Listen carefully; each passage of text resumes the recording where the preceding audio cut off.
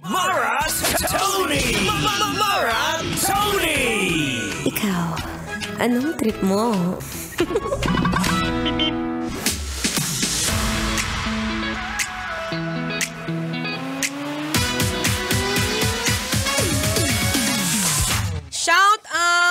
Shout out sa'yo, naubod ng sipag na hanggang ngayon nasa opisina pa, work pa more. Shout out ko yung mga ka-opisina ko dito, making mga fellow DJs na kami nagsasama-sama tayo. Oy! Hello raw, sabi ni DJ Kim Chino, Pahit Angelo, pati na rin si Laika Barista. Anyway, nagbabalik po ang inyong kadaldalan na daldalerang atleta DJ Mara Tony. At kanina nga pinag-uusapan natin ang pagkapanalo ng ating bagong-bagong America's Got Talent na Season 20, si Jessica Sanchez. Na talaga naman simula nung bata pa lang, nandun na sa kanyang puso't isipan. It's really all about the passion, ang pagkanta. At hanggang ngayon, talaga naman nagbunga na ang lahat ng kanyang mga pangarap. Kaya ikaw, gusto kitang tanungin, meron ka bang mga pangarap na hanggang ngayon hindi pa natutupad? Maraming hadlang, whether ikaw ang breadwinner ng pamilya o ikaw ang mga tipong lagi na lang gumagastos, kaya sarili mo minsan nakakalimutan mo na. But wait! Huwag ka muna mawawalan ng pag-asa. Kasi alam mo, lahat lang naman yan, it's all about your thinking. So, mamimili ka ngayon kasi ito yung perfect time para pagdesisyonan mo kung ano pa ba yung mga gusto mong gawin sa buhay. Wait lang, ilang taon ka na ulit? 52, 50. Pwede pa yan. Alam mo, hanggat nabubuhay ka pa, laban lang ng laban. Ay, ikaw, tatanungin kita, ano bang trip mo? Trip mo ba ng malaki? O trip mo ng maliit? Pag malaki, malaking pangarap. Ayan, ito yung mga klase ng tao na bata pa lang. Ako po personally, talagang ambitious ako. Ambitious Mara Tony. So bata pa lang po ako, talagang pinangarap ko ng lumalas sa TV.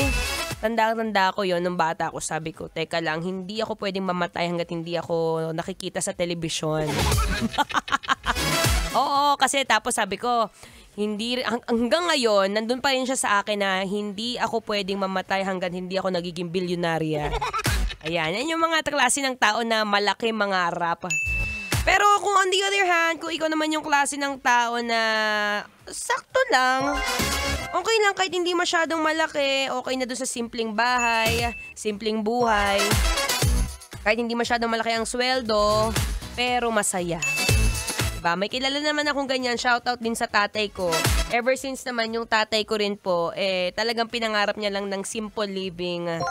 Sabi ko nga sa kanya, bakit simple living pa? Ayaw mo ba magkaroon ng bahay na may swimming pool? O kaya ayaw mo ba magkaroon ng anak na artista? Sabi niya, hindi anak okay na ako sa simpleng buhay lang. Ayoko ng problema. Well, depende naman sa tao yun. Alam mo, kanya-kanyang trip naman yan Minsan talagang i-explore mo kung saan ka ba masaya, kung saan ka ba suswak. Kung ikaw yung klase ng tao na hanggang ngayon medyo nagdadalawang isip pa, sige, isulat mo sa papel. Ayan, sulat mo sa papel kung ano pa ba yung mga hindi mo nagagawa sa buhay. Kung ano pa ba yung sa tingin mong, wait lang, bago ko kunin ni Lord, ito muna. Parang kaya ko pa tong gawin Oo, ito mismo. Ayan, sulat mo.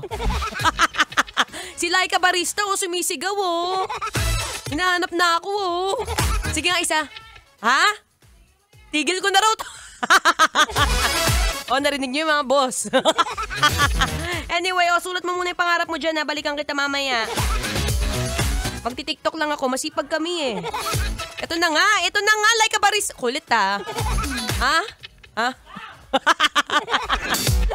Anyway, ako muna yung magpapatugtog ng Feel Good Music ngayong Feel Good Friday.